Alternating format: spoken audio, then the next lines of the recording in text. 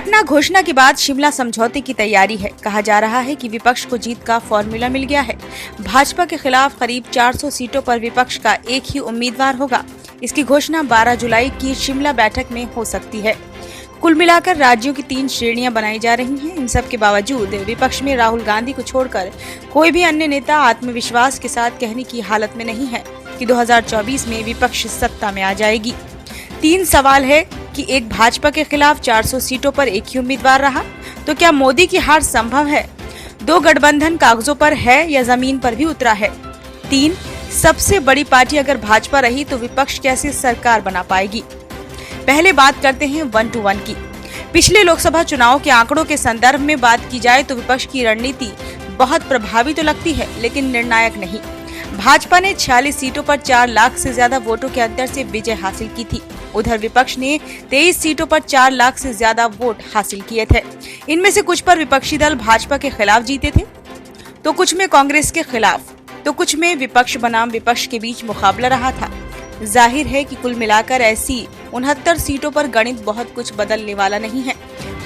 भाजपा ने 105 सीटों पर 3 लाख के ज्यादा अंतर से जीत हासिल की थी। इनमें से आधे में उसका मुकाबला कांग्रेस से हुआ था। ऐसी सीटों की कुल संख्या 131 रही थी। भाजपा को 2014 में 31% और 2019 में 37% वोट मिले थे और 2024 में 39% वोट मिलने का अनुमान लगाया गया है। तो संयुक्त विपक्ष इन सीटों में सेंधमारी तो जरूर कर सकता है, लेकिन 3 लाख वोटों की दीवार गिरा नहीं सकता। विपक्ष की नजर ऐसे में उन सीटों पर होनी चाहिए जहां भाजपा ने 2 लाख के अंतर से सीटें जीती थी।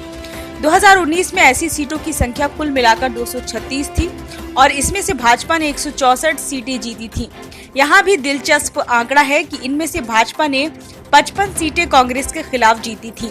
तो कहानी आकर अटकती है ऐसी सीटों पर जो भाजपा ने पिछली बार 1 लाख के कम के अंतर से जीती थी। ऐसी सीटों की संख्या कुल 77 थी। अगर विपक्ष का पूरा जोर लगा दें तो यहाँ भाजपा को तगड़ी पटखनी दी जा सकती है। अगर विपक्ष इन 77 में से 60 सीटें निकाल लेता है तो भाजपा 302 से घटकर 242 पर आ जाती है। ये आंकड़े ये भी बताते हैं कि उत्तर प्रदेश में विपक्ष का एक होना कितना जरूरी है। भाजपा ने पिछली बार यूपी में 20 सीटें 1 लाख के कम के अंतर से जीती थी। यानी अगर अखिलेश, कांग्रेस, जयंत चौधरी एक हो जाते हैं तो यूपी में भाजपा की 20 सीटें कम हो जाने की गुंजाइश निकलती है। आंकड़ों के हिसाब से ये आंकड़ेबाजी रोचक लग रही है, लेकिन भाजपा 2 बार से चुने जा रहे सांसदों का नया सिरे से सर्वे कर रही है। एंटी इनकम्बेंसी दूर करने की कोशिश कर रही है। दूसरा सवाल गठबंधन का है। विपक्ष का कहना है कि महाराष्ट्र, तमिलनाडु, बिहार और झारखंड में मजबूत गठबंधन बन चुका है।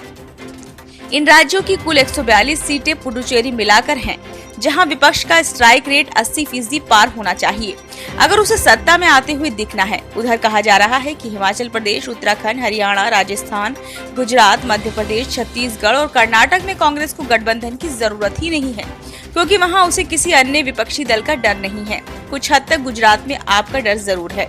इन राज्यों में कुल 130 सीटें आती हैं, जहां भाजपा पिछली बार 122 सीटें जीती थी। यहाँ कांग्रेस को अकेले ही लड़ना है। तीसरी श्रेणी उत्तर प्रदेश, पश्चिम बंगाल, दिल्ली और पंजाब जैसे राज्यों की है, जहां कुल सीटें 142 हैं। सारा पेच यहीं आकर फंसा हुआ है। अखिलेश यादव, ममता बनर्जी और अरविंद केजरीवाल के पाले में गेंद है। दरअसल सारी कुर्बानी यहीं दिखाई जानी है और एकता नहीं हुई तो सारा रायता भी यहीं फैलना है। मजाज साहब यूं ही नहीं लिख गए, बहुत मुश्किल है दुनिया का संवरना, तेरी जुल्फों का पैच कम नहीं है। ब्यूरो रिपोर्ट, नई दिल्ली।